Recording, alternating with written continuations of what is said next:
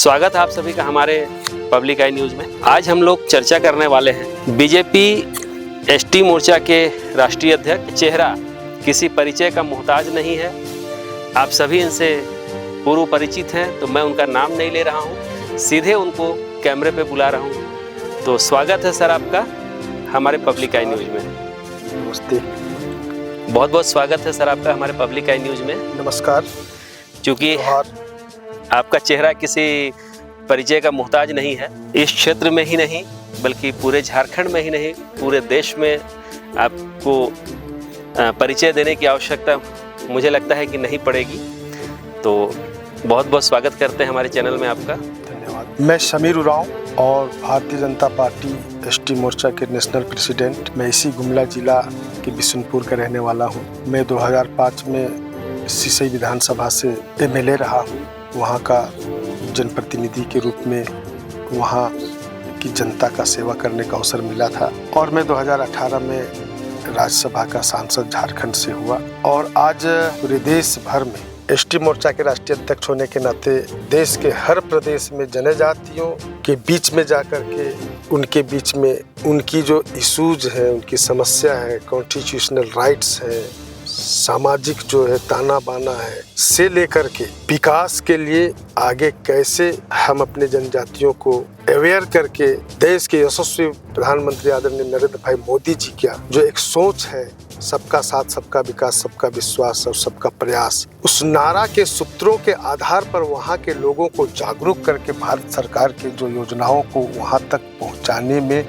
किस प्रकार से एसटी मोर्चा के कार्यकर्ताओं के माध्यम से जागरूक करके वहाँ पहुँचाने, ऐसे सारे गतिविधियों में तो कुल मिला जुला करके यही दायित्व का जो है मुझे अवसर मिला है। ये तो बहुत खुशी की बात है कि आप इस तरह का दायित्व का निर्वाह कर रहे हैं और पूरे देश में घूम करके बीजेपी के एसटी मोर्चा के राष्ट्रीय अध्यक्ष होने के नाते जो आप कार्य कर रहे हैं। लेकिन निर्वर्तमान में आप मूल रूप से झारखंड के गुमला जिले से जुड़े हुए हैं, तो हम लोग कुछ उस विषय पे चर्चा करेंगे। बिल्कुल बिल्कुल।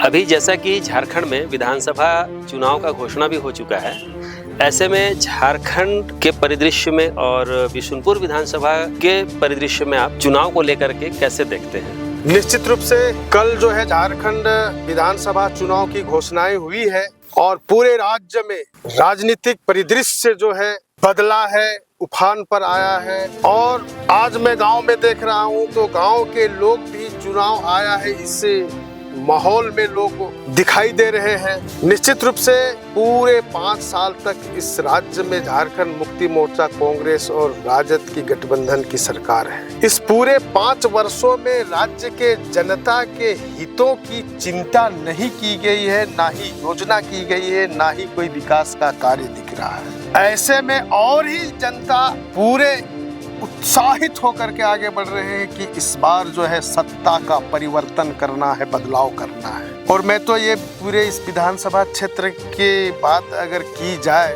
तो मैं देख रहा हूँ कि पिछले दिनों लोगों ने कई प्रकार के बातों से भ्रमित हुआ था, लेकिन इस बार जो है अपने बच्चे का भविष्य कैसे सुधर सकता है, अपने गांव का भविष्य कैसे आगे बढ़ सकता है, इस प्रकार की सोच को लेकर के लोग चर्चाएं कर रहे हैं। इसलिए मुझे लगता है कि इस बार का चुनाव बहुत ही इंटरेस्टिंग रहेगा, रोमांचक रहेगा। जिसको अगर फुटबॉल के मैच के मैदान की चर्चा की जाए तो पूरा रोमांचक कहा जा सकता है। निश्चित रूप से आज के दिन में डिजिटल दुनिया है, क्षण भर में दुनिया की बातों को जानते हैं। वैसे में इस बिशुनपुर विधानसभा के चुनाव में जो है लोग क्या क्या चर्चा कर रहे हैं, क्या निर्णय कर रहे हैं, किस ट्रैक में जा रहे हैं, इन सारे बातों को तुरंत समझते हुए लोग जो है तुरंत निर्णय भी ले सकते हैं, इस प्रकार से दिखाई दे रहा है। मतलब आप ये कहना चाहते हैं कि इस बार का जो विधानसभा चुनाव है पूरे झारखंड, ये बिशुनपुर विधानसभा के परिप्रेक्ष्य में ही नहीं पूरे झारखंड में जो 81 विधानसभा हैं सभी में ये क्रिकेट मैच की तरह बहुत इंटरेस्टिंग होने वाला है। बिल्कुल बिल्कुल बिल्कुल, पूरा एकदम रोमांचक होने वाला है।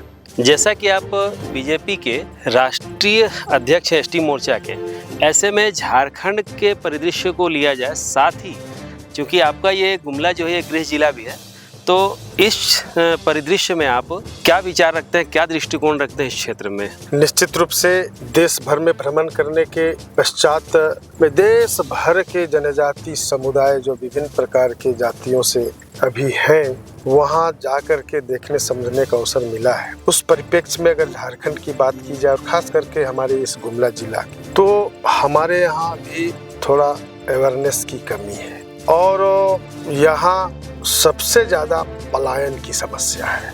पलायन का कारण कहें तो बेरोजगारी। इन सारे बातों को यदि मैं देखता हूँ, अन्य प्रदेशों से तुलना करता हूँ, तो गुमला जिला के लोग बहुत पीछे हैं। आज़ादी के 75 साल बीत गए और लगभग 65 वर्षों तक इस क्षेत्र के लिए लोगों ने ना सोचा, ना योजना किया, ना विकास के कार्यों को आगे बढ़ाया, ना इंफ्रास्ट्रक्चर किया। चूंकि यह क्षेत्र गुमला जिला वनों से अनाच्छादित यह स्थल है, अगर प्राकृतिक की दृष्टि से कहा जाए तो निश्चित रूप से एक सौंदर्यता बिखारते हुए यह क्षेत्र दिखाई देता है। जैसे अभी आप बता रहे थे कि गुमला जिला जो है वो प्राकृतिक संसाधनों से परिपूर्ण है, सौंदर्य से परिपूर्ण है, ऐसे में दूसरी तरफ पलायन हो रहा है और बेरोजगारी भी है। तो इस स्थिति में जो इस क्षेत्र के सौंदर्यपूर्ण स्थान हैं, जो टूरिस्ट प्लेसेस हैं, उनके डेवलपमेंट के विषय में क्या आप लोग ऐसा कुछ सोचते हैं? निश्चित रूप से अभी मैंने कहा कि पूरा ये क्षेत्र सौंदर्यता से भरा हुआ है, पर्यटन स्थल है। अगर हम कहें तो झारखंड की रानी नेत्रहाट को कहा जाता है, हमारा इस गुमला जिला का पाठ है।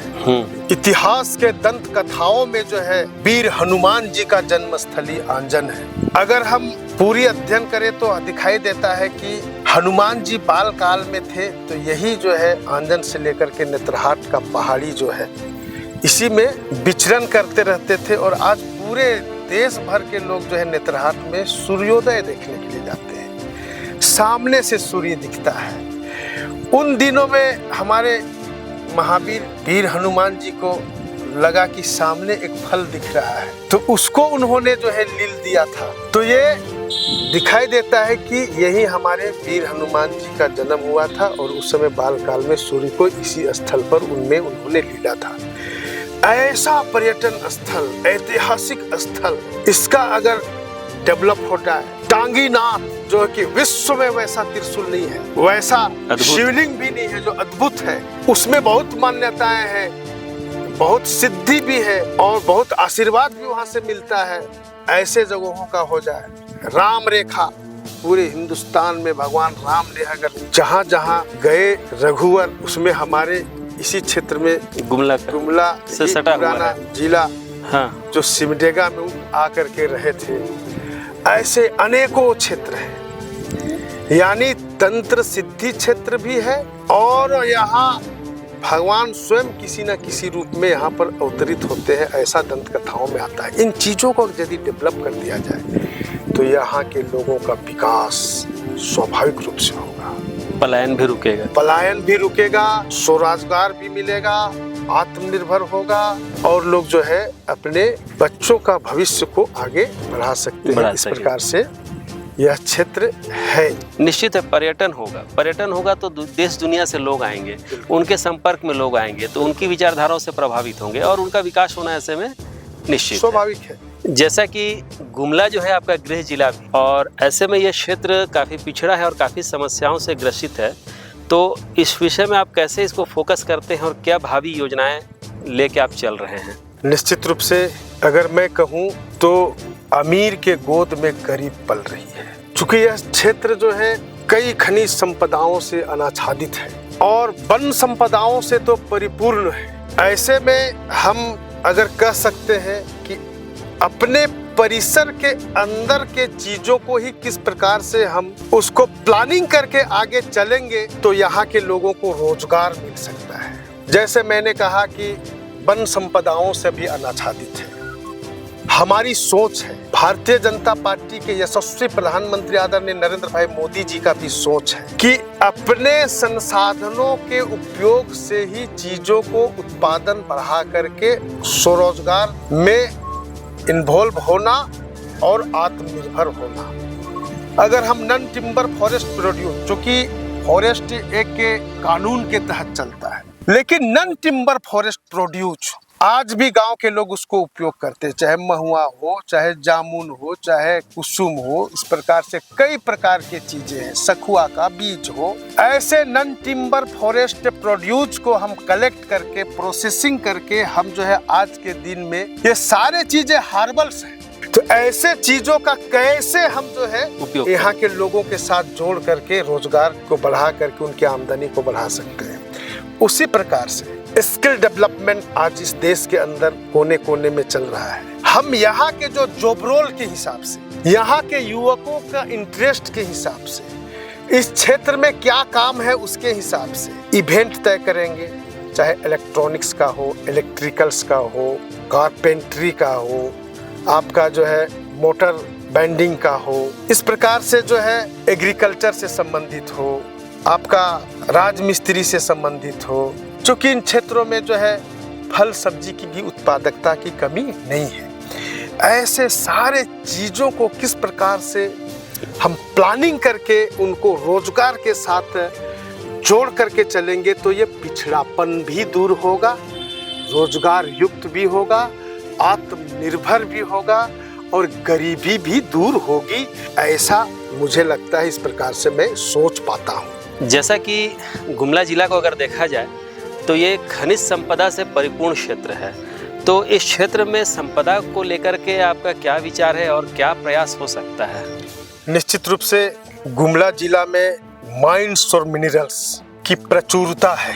अगर हम पश्चिम की पहाड़ की ओर जाए बिशुनपुर की तरफ तो बॉक्साइट की प्रचुरता यहाँ पर है। 400 वर्ष से यहाँ खनन का कार्य हो रहा है, खुदाई का कार्य हो रहा है, लेकिन मैं कह सकता हूँ सरकार की उदासीनता के कारण उस पहाड़ के अंदर जहाँ बॉक्साइट मिलता है वहाँ प्रिमिटिव ट्राइब है। यानी हम कह सकते हैं कि जहाँ जहाँ खनिज संपदाएं हैं वहाँ पर जनजाति है और जहाँ जनजाति है वहीं पर खनिज संपदा भी है, लेकिन वो जनजाति वहाँ जैसा थे प्रारंभ में उससे भी और थोड़ा नीचे हो जा रहे हैं, लेकिन आगे बढ़ नहीं पा रहे हैं। वहाँ पर यही गुमला में लोहरदगा में बैठे हुए कुछ तथाकथित नेता लोग CSR पैसा को भी खा रहा है और बॉक्साइट के कमीशन भी खा रहा है, लेकिन वहाँ के जो मूल लोगों को रोजगार और उसकी दिशा और दशा को बदलने का काम नहीं कर रहा है। दूसरी ओर अगर हम चले जाएं तो वर्तमान झारखंड सरकार, हेमंत सरकार के कारण यहाँ नदियों से जो बालू उठाव का जो इन लोगों का पॉलिसी है, उस पॉलिसी में एक तरह से गांव की जो है चीजों को लूटने का काम हो रहा है। एक ग्राम पंचायत को बालू घाट देना चाहिए, ये सब यहाँ की संपदाएं हैं, खनिज। हाँ, पंचायत को मिलता तो कुछ राजस्व आता, तो राजस्व मिलता, लोग जो है उससे अपने आमदनी को बढ़ा सकते थे। लेकिन मैं स्पष्ट रूप से कह सकता हूं कि ऐसे सारे चीजों को अगर मैं विचार करता हूं तो निश्चित रूप से जो ट्रेडिशनल जो सिस्टम और कस्टम है उसके साथ जोड़ करके उस अधिकार को अगर हम 5th शेड्यूल स्टेट के प्रोविजन से उसके साथ में पेशा एक्ट के साथ में जोड़ करके यहाँ के माइंस और मिनरल्स की भागीदारी यहाँ के लोगों को हो और उससे भी अपने विकास के लिए आगे लोग बढ़ सकते हैं। उनका ऐसा विकास, मैं विचार करता हूँ। उनका विकास भी उस भागीदारी के साथ बिल्कुल, उस भागीदारी मतलब उसका विकास हाँ स्वाभाविक है, इसलिए मैं ऐसा विचार करता हूँ। जैसा कि समीर जी, हमारा ये गुमला जिला जो क्षेत्र है ये आदिवासी बाहुल्य क्षेत्र है। ऐसे में अगर देखा जाए तो इस क्षेत्र की जनता लगातार वर्षों से शोषण और दोहन का शिकार होती रही है। ऐसे में आपका क्या मंतव्य है इस क्षेत्र के लिए? निश्चित रूप से गुमला जिला एक ऐसा भौगोलिक दृष्टि से धरातलाकृति को लेकर के यहाँ अवस्थित है और यहाँ रहने वाले जो निवासी हैं उसमें ज़्यादातर जनजाति निवास करते हैं और ऐसे में आज यहाँ के आदिवासी जनजाति समुदाय शिक्षा के क्षेत्र में बहुत ही पीछे है। इसका कारण तो कई है, लंबा है। शिक्षा नीति में स्पष्टता नहीं और कई दिनों से वर्षों से मैकाले शिक्षा नीति को अपना करके लोग चलता रहा। हम जिस क्षेत्र में लोगों को शिक्षित करना चाहते हैं उन क्षेत्र के लोगों की भावनाओं के अनुरूप अगर आगे चलते हैं तो जल्दी हम उनको शिक्षित कर सकते हैं। ये शिक्षा की कमी है। मैं सोचता हूँ, मैं समझता हूँ, मैं विचार करता हूँ कि ऐसे सारी चीजें इन क्षेत्रों में बहुत जल्द इम्प्लीमेंट होना चाहिए। दूसरा एक चीज आजकल मैं क्या देखता हूँ, हमारे गांव में, जंगलों में, खेतों में रहने वाले, कमाने वाले बेटा बेटी उसके जो है मेधावी होते हैं, टैलेंटेड होते हैं, होनहार होते हैं, कंपटीशन के लायक आ जाते हैं, कंपटीशन का फॉर्म भरते हैं, उनका एडमिट कार्ड भी आता है, परीक्षा में बैठ भी जाते हैं, लेकिन टैलेंटेड होने के बाद भी पास नहीं करते, इसलिए कि झारखंड सरकार ने पेपर लीक करने का परिपाटी प्रारंभ कर दिया है। वो कैसे आगे बढ़ सकता है, इसलिए बहुत गंभीर मसला है। समीर जी, जैसा कि हमारा गुमला जिला जो वो कृषि के क्षेत्र में भी कहीं पिछड़ा हुआ नहीं है, और जहाँ तक अभी देखा जाए तो रागी को लेकर के जो चला है आंदोलन यहाँ से, ये काफ़ी आगे तक जा रहा है। तो इस विषय में जनजातियों के हित को लेकर के आप क्या सोचते हैं? निश्चित रूप से इस गुमला जिला में एग्रीकल्चर बहुल यह जिला है, कृषि पर आधारित रहते हैं। इसमें हम जो है पहाड़ के क्षेत्र को कहें या समतली क्षेत्र को कहें, यहाँ मिलेट फूड का उत्पादन बहुत ज़्यादा है और इसका महत्व आज अंतर्राष्ट्रीय बाजार में वैल्यूएशन हुआ है।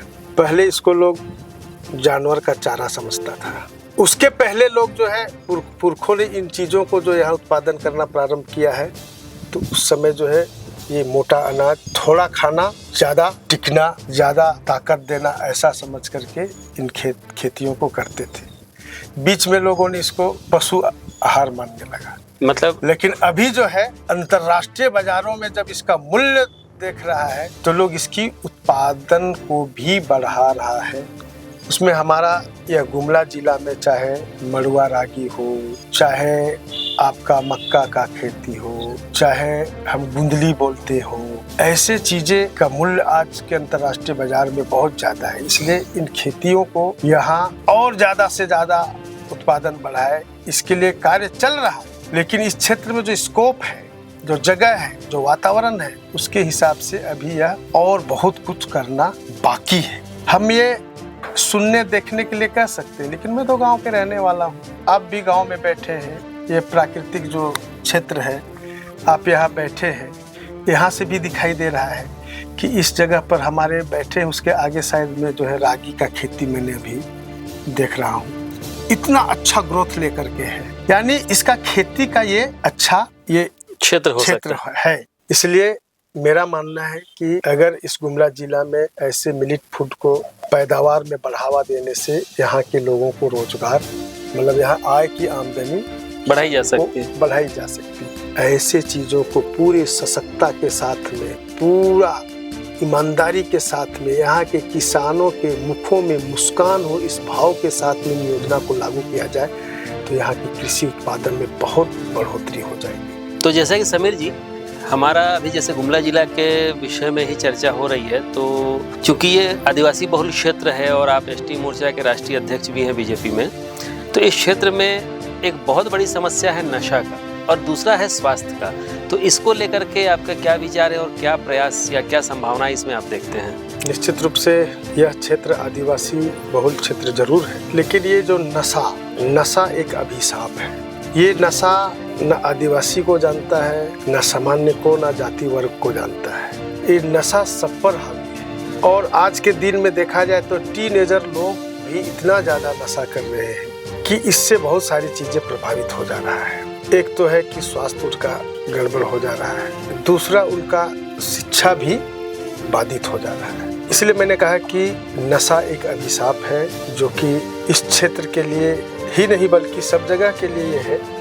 लेकिन इन क्षेत्रों में लोगों ने इसका उपयोग करा करके और उनको कमजोर और दब्बू भी बनाने का षड्यंत्र में लोग लगा है, ताकि इस क्षेत्र में कैसे हम लूट सकते हैं, कैसे इस क्षेत्र में शोषण कर सकते हैं, कैसे हम यहाँ अपना वर्चस्व बना सकते हैं। ये कई कारण जो है कि नशा का माध्यम बन करके इस क्षेत्र में नशा को बढ़ावा दिया जा रहा है। और अगर हम कहें तो आज यहाँ पर कई प्रकार के जो जेनेटिक बीमारियां हैं, सिकिल सेल है, एनीमिया है, थैलेसीमिया है, ये सब जेनेटिक बीमारी है। बाकी जो समय समय पर कई प्रकार की बीमारी होती है वो तो अलग ही है, लेकिन इन जेनेटिक बीमारियों पर भी किसी ने विचार नहीं किया कि कैसे सिकल सेल, एनीमिया, थैलेसीमिया का कैसे ट्रेसिंग हो, कैसे इसका टेस्टिंग हो और कैसे इसका अवेयरनेस प्रोग्राम हो, फिर अंत में मेडिसिन आता है। तो इन 4 बिंदुओं पर किसी ने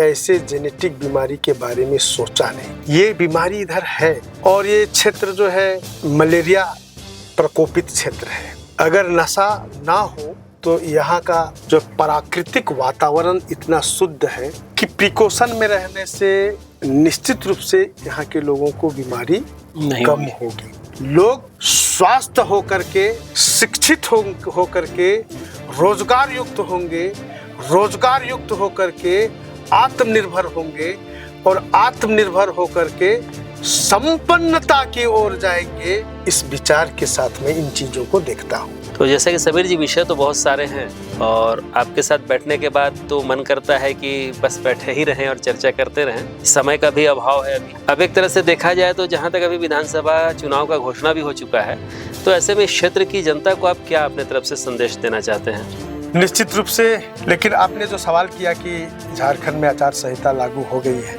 ऐसे में इस क्षेत्र के लोगों को क्या कहना चाहते हैं, यह विषय आपका है। लोकतंत्र के आधार पर सत्ता निर्धारित होती है। ऐसे में मैं इस क्षेत्र के बिशुनपुर, गुमला, इस क्षेत्र की जनता से मैं यही निवेदन करना चाहता हूँ, अपील करना चाहता हूँ, आह्वान भी करना चाहता हूँ कि इस लोकतांत्रिक महापर्व में आपकी भागीदारी होनी चाहिए। ऐसा मैं इस क्षेत्र के लोगों से मैं निवेदन करता हूँ। जी, बहुत बहुत धन्यवाद समीर जी। और आज की परिचर्चा हमारी बहुत अच्छी रही। हम लोगों ने प्रकृति की गोद में घूमते टहलते हुए ये सारा कार्यक्रम संपन्न किया और उम्मीद करते हैं कि जल्द ही आपसे फिर मुलाकात होगी, जल्द ही आप जनता से एक बार फिर रूबरू होइएगा निश्चित। और जनता आपके विचारों से प्रभावित होगी और कहीं ना कहीं आप भी जनता को अपने विचारों को पहुंचा सकेंगे। निश्चित रूप से। इन्हीं शुभकामनाओं के साथ पुनः धन्यवाद। बहुत बहुत धन्यवाद। तमाम परिवार को मेरी ओर से, पब्लिक आई न्यूज को शुभकामना देता हूं कि निरंतर आप इस क्षेत्र के इश्यूज को, इस क्षेत्र के विषय को जनता के साथ जोड़े और जनता की बातों को और आगे बढ़ाएं। इसमें आपकी महत्वपूर्ण भूमिका रहे। इन्हीं के साथ बहुत बहुत धन्यवाद।